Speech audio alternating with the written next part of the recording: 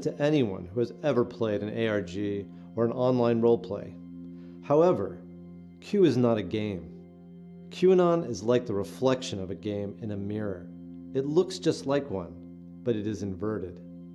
In one of the very first experience fictions I ever designed, the players had to explore a creepy basement looking for clues. The object they were looking for was barely hidden, and the clue was easy.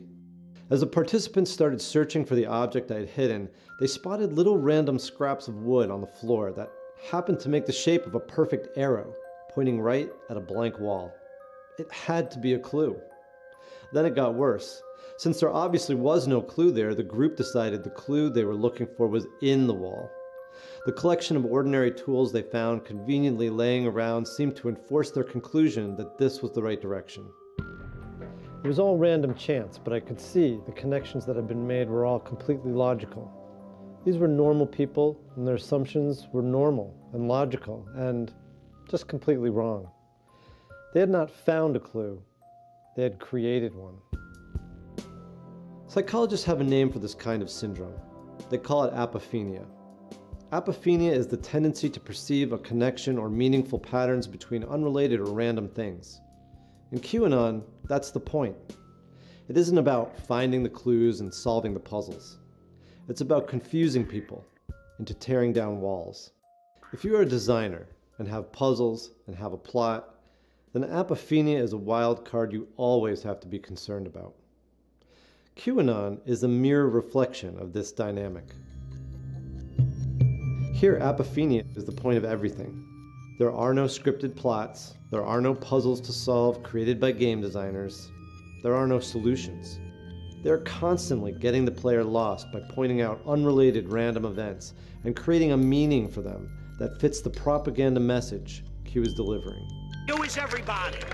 We don't know who particularly Q is. Q is a movement, okay? It says think for yourself. It doesn't tell you to follow one leader. You can think about what you want with Q. Q is a fictional character in a fictional game. A real whistleblower with important information would get it out as fast as possible to the most reliable source possible. There are people like Daniel Ellsberg, Edward Snowden, and Chelsea Manning. They don't drop clues and make you solve puzzles to look at the information. Q does, though. He does this because he is not a whistleblower. Q is a fictional character and acts exactly like a fictional character. This is because the purpose of Q is not to divulge actual information, but to create fiction.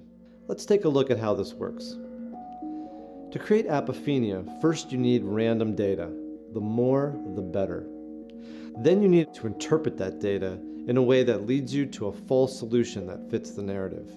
In several Q drops, Q tells followers that there is a shadowy cult out there, in which the members are required to reveal their status through symbolism, like owls and horned animal heads.